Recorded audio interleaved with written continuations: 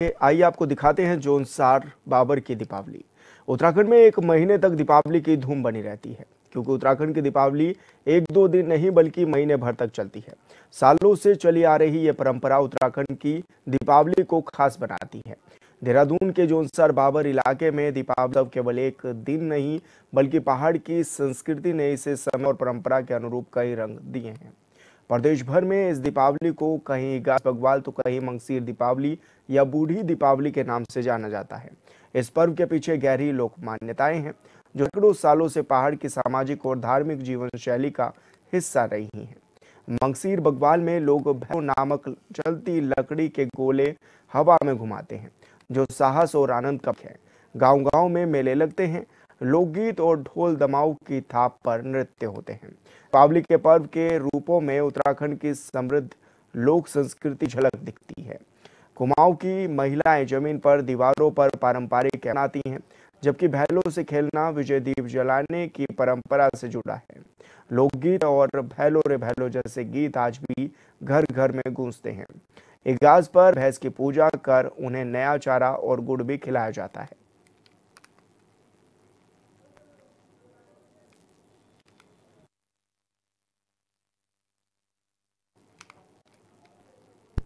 यमुनोत्री धाम के कपाट भैया दूज पर 12:30 पर शीतकाल के लिए बंद हो गए हैं। अब 6 महीने तक शीतकालीन प्रवास खरसाली में मां यमुना जी के दर्शन होंगे। कपाट बंद होने के बाद मां यमुना की डोली अपने मायके खरसाली गांव के लिए रवाना होगी, जहां गांव में विशेष पूजा अर्चना के साथ डोली मंदिर परिसर में विराजमान होगी। वहीं खरसाली में मां यमुना की अगवानी के लिए विशेष तैयारियां की गई हैं।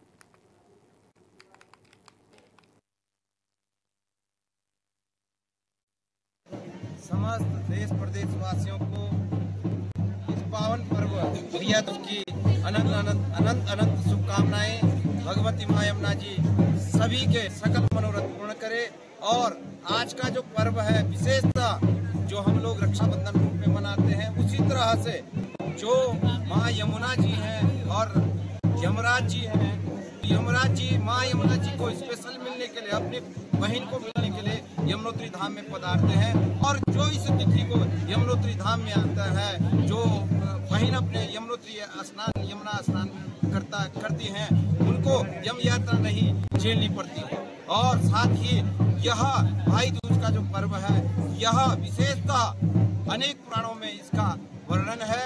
आप आए, यमुनोत्री आए और यमुनोत्री भैया दूज के पावन पर्व पर यमुना में स्नान करें। तत्पश्चात अपने भाई को टीका, रक्षाबंधन इत्यादि बांधे। और सर्वोत्तम यही बोल यमुना मैया की जय। या श्री स्वयं सुकृतनाम भवने सूक्ष्मी पापात्मनाम हृदयाम हृदय सुबुद्धि श्रद्धा सताम कुलजनाम प्रभवस्वजाताम अन्नतास्म परिपालय देवी विश्वम। आज भैया दूज के पावन पर्व पर श्री यमुनोत्री धाम से आप सभी को भैया दूज के पावन पर्व की अनंत अनंत मंगल शुभकामनाएं। आज 6 माह के बाद माँ यमुना जी के आज कपाट शुभ मुहूर्त में अब 6 माह के लिए बढ़ा दिए गए हैं। इसके पश्चात माँ यमुना जी के दर्शन, माँ यमुना जी का जो शीतकालीन प्रवास है ग्राम खरसाली कुशीमठ, वहाँ पर अगले 6 माह तक यमुना जी के दर्शन वहाँ पर होंगे। और आप सभी भक्तों से अनुरोध है कि आप जो भी अगर माँ यमुना जी के दर्शन करने आना चाहें वो खरसाली कुशीमठ में आ सकते हैं। और एक बार पुनः श्री यमुनोत्री धाम से माँ यमुना जी के चरणों से आपको भैया दूज की मंगल मंगल शुभकामनाएं। सभी का मंगल हो, सबका मनोरथ पूर्ण हो। जय श्री। जय यमुना मैया की। आज भैया दूज के पावन पर्व पे अभी 12:30 पर माँ यमुना के कपाट सभी श्रद्धालुओं के लिए बंद कर दिए गए हैं। और अब आज के बाद जो है माँ यमुना के दर्शन कुशीमठ खरसाली होंगे अक्षय तृतीया तक। यहाँ से जो है सभी को जो है शुभकामनाएं प्रेषित करते हैं आज भाई दूज की। सर्वे भवन्तु सुखिनः, सर्वे सन्तु निरामया, सर्वे भद्राणि पश्यन्तु मा कश्चित् भाग् भवेत्। संपूर्ण विश्व में जो है माँ यमुना जो है कल्याण रूपी आशीर्वाद अपना प्रेषित करे और सभी को जो है बहुत बहुत शुभकामनाएं। जय यमुना मैया। 9 नवंबर को उत्तराखंड का स्थापना दिवस है। लिहाजा सरकार कार्यक्रमों की तैयारियों में जुटी हुई है। जानकारी के मुताबिक पीएम मोदी स्थापना दिवस समारोह में शामिल हो सकते हैं। उसी दिन देहरादून में निर्माणाधीन सैन्य धाम का उद्घाटन भी हो सकता है। उससे पहले सैनिक कल्याण मंत्री ने सैन्य धाम का जायजा लिया है।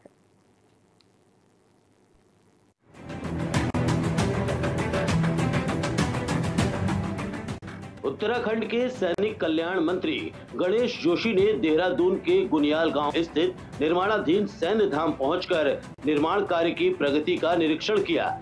इस दौरान उन्होंने निर्माण कार्य की प्रगति का जायजा लिया। अधिकारियों को गुणवत्ता के साथ निर्माण कार्यों को समय से पूर्ण करने के निर्देश दिए। सैनिक कल्याण मंत्री ने बताया कि 9 नवंबर को राज्य स्थापना दिवस की रजत जयंती के अवसर पर पीएम नरेंद्र मोदी के संभावित उत्तराखंड दौरे के मौके पर सैन्य धाम का लोकार्पण भी प्रस्तावित है। प्रधानमंत्री नरेंद्र मोदी जी की परिकल्पना जब वो उत्तराखंड में आए थे और परेड ग्राउंड से उन्होंने कहा था ये वीरों की भूमि है, राष्ट्रभक्तों की भूमि है। देश की सेना का 17.5% की पूर्ति हमारा छोटा सा राज्य करता है। देश की रक्षा करने वाला हर 5वां सैनिक हमारे उत्तराखंड से होता है। उन शहीदों के सम्मान में ये विशाल सैन्य धाम बनकर तैयार हो गया है, जो प्रधानमंत्री जी की परिकल्पना और धामी सरकार का संकल्प जिसको पूरा करने का सौभाग्य मुझे प्राप्त हुआ है। और हमने पूरे देश के स्मारकों का अध्ययन करने के बाद जो सबसे बेहतर हमने उसको यहाँ पर बनाया है।